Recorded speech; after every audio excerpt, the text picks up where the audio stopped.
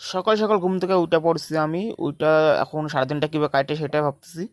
ভাবতে ভাবতে ভাবলাম একটা মাছ আলা যাচ্ছে, কিছু মাছ কিনা লয়, কিনে নিয়ে তো খেতে হবে আজকে। তাড়াও তোমাদের দেখাচ্ছি। বাড়ির উঠোন দিয়ে আমি হাঁটতে হাঁটতে যাচ্ছি, দেখি কি মাছ আনছে মাছালা কাকুটা। কি মাছ আনছে দেখতে হইবে। প্রথমে এই চলে গেলাম কাকুর কাছে। কাকুর কাছে যে দেখি ও অনেক প্রকার মাছ রয়েছে। এই সাইডে চলে যা দেখি প্রিয় পুঁটি মাছ, কিন্তু পুঁটি মাছ তো খাইয়া যাবে না এখন।